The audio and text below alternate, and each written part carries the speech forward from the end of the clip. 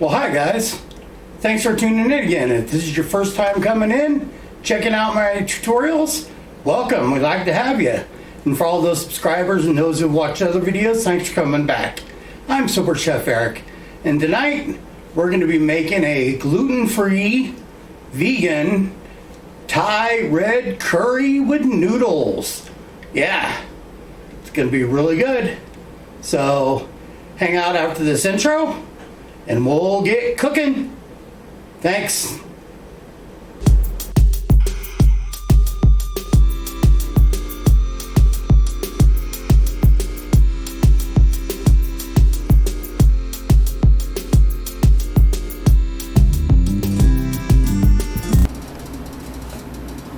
Alrighty guys, welcome back. Here we are in the kitchen. My brand new wok. Oh, yeah. Alright, tonight we're going to be making a gluten-free vegan Thai red curry with noodles. Now, when you get a chili paste, I like to use this Thai curry paste right here. There we go.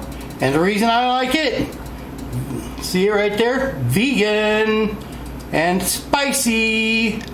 Alright, now if you go to the Asian market, a lot of times in the curry paste, you're going to find that they actually have shrimp, and so, you know, for people with shellfish allergies and everything, you know, can be deadly. So I like the Thai kitchen. It's nice, it's authentic, it works really well.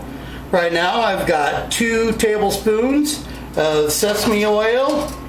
Oh yeah, see that starting to smoke? So we're going to start out with 2 small carrots, thinly sliced.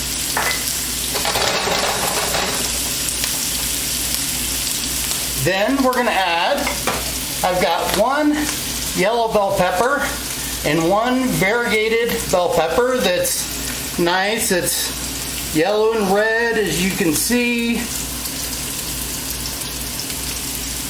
We're going to toss that right on in there. Oh, you know that sound? That's the sound of yumminess starting. Alrighty. Who's getting excited? I am.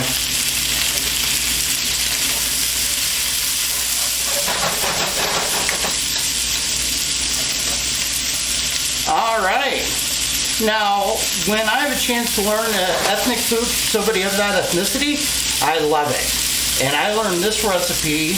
I had a young kid that was over from Thailand going to Johnson & Wales, and he had to do an internship. So he was working at a sushi place, sushi catering company that I was managing.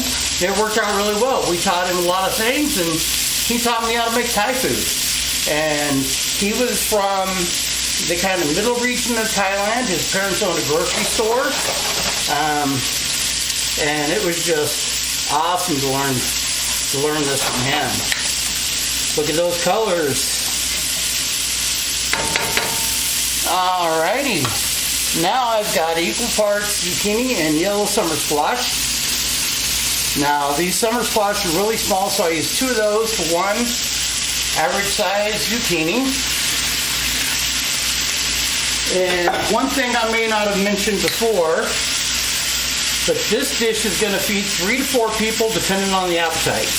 You know, if it's a family of 4 with 2 teenage boys that are in 6 sports, you know, this might feed the 2 of them. But for most people, this will feed 3 to 4 pretty easily, or 2 with some really delicious leftovers. Now, a lot of times in Thai curries, you're going to find that, especially with yellow, red, and green, pretty much anything but a jungle curry, it's going to use coconut milk. Well, for myself, when I use coconut milk, I get hives, and, well, I'm not a big fan of hives. So what I do is I substitute veggie broth. Now, let's say you're not vegan and you're making this. Well, I would have put the chicken or shrimp or beef, whatever you plan on using, you know, or if you want to use some like sriracha tofu or something, I would have put that in when I put in the carrots. So now I've got equal parts minced garlic, minced lemongrass, minced ginger. I've got about a tablespoon of each. Now we're going to put that in there and let that start to work. Yeah, normally I would be doing this with my right arm, but I just had surgery reattaching the bicep just a little over a month ago, so I'm just going to be stirring with my right hand and taking it kind of easy.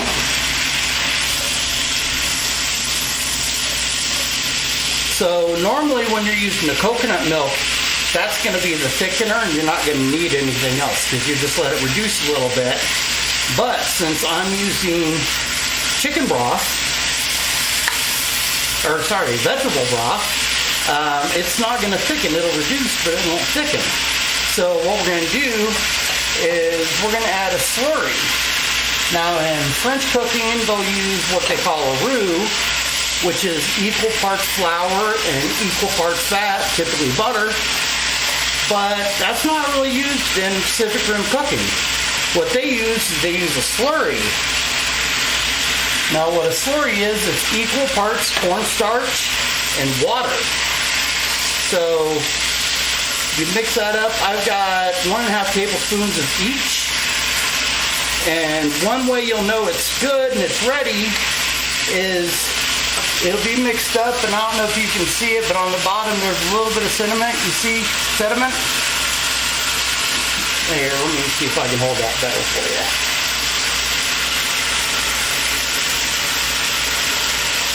Now you'll see that kind of thin layer of water on top. That means you got it just about right. And then if you stir it with a fork or a spoon, you're going to feel just a little bit of resistance on the bottom of the dish or bowl or whatever you plan on using. So in here, a can of coconut milk is 13.5 ounces. Well, I went ahead and rounded up to 16 ounces, so 2 cups, 1 pint, whatever you want to call it. And I went ahead and mixed that in with about half of that jar of the curry paste. So if I was doing a dinner for 4, I'd use 2 cans of coconut milk, and I'd use the whole jar unless they don't like it very spicy. But I like it spicy, so we're going to be adding some sambal oblique. Gonna add a tablespoon of that bad boy right there. And of course we're gonna add some sriracha. There we go. So we're gonna bring this up to a simmer.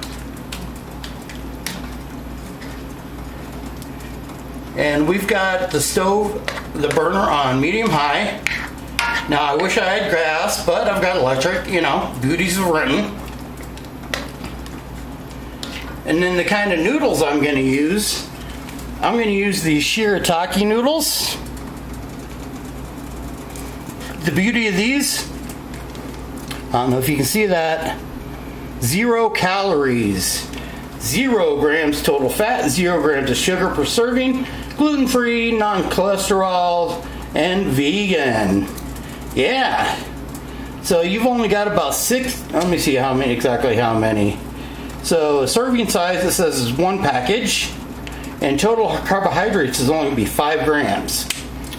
Well, since I'm not having anybody over to dinner tonight, I'm just going to have it by myself and have some leftovers. I'm just going to use 1 package. Now what you want to make sure you do, put it in a colander, rinse it really well, because otherwise it'll kind of have a little funk to it. And I'm not talking about that good stuff, you know, that Parliament P-Funk, you know, none of that. It's just got a little funkiness to it. But if you give it a nice rinse,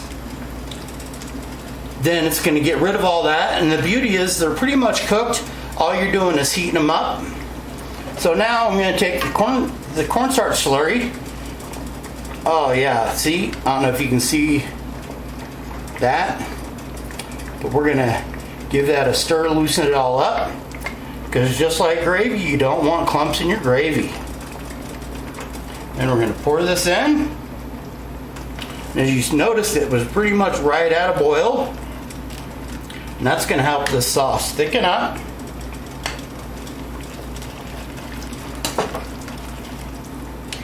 I don't know if you can tell, but it's already thickening up.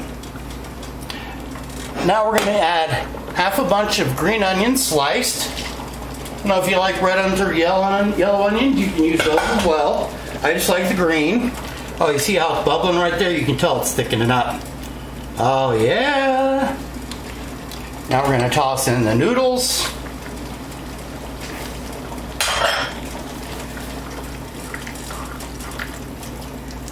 And because we want it spicy, that 1 tablespoon of sambal leek. Oh yeah. Oh yeah. Now, not only is this a pretty quick meal, it'll take you longer to prep it than it will to cook it. Now the sriracha, however you say it. Yep, that's about right.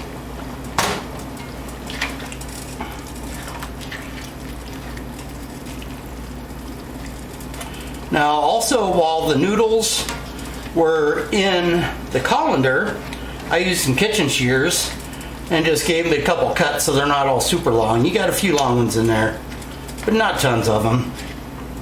Now we're going to put in some fresh Colorado grown bean sprouts. And I just like to kind of heat those through. I like it, they still have a little bit of mouthfeel. Oh yeah. Man, you can smell that ginger, that lemongrass, that garlic, all those wonderful spices. Now this is a take it or leave it right here. Personally, I'm gonna take it. Yep, that's cilantro. And that's about half a bunch of cilantro. Now some people actually have a gene in their DNA that will make cilantro taste like soap. You hear me, John Schneider? Yep, I'm talking about you. But me, I love it. So I'm actually only going to use about half of that. Finish with it. Give it a nice little herbaceous touch. And as you can see, using the slurry, we didn't have to take near as long as if you were using, you know, that high-fat coconut milk.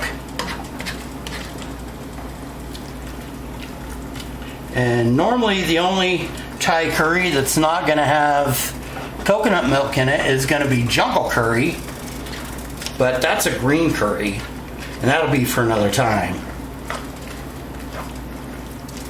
But oh man, too bad we do not have smell-a-tube. You guys would be salivating.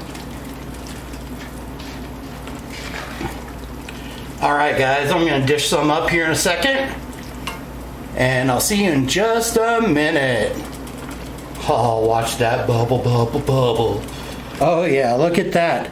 A little bit of cilantro on there to garnish. Bring that up. Oh, we're gonna bring that up a little bit more. Ah, there we go. Yeah.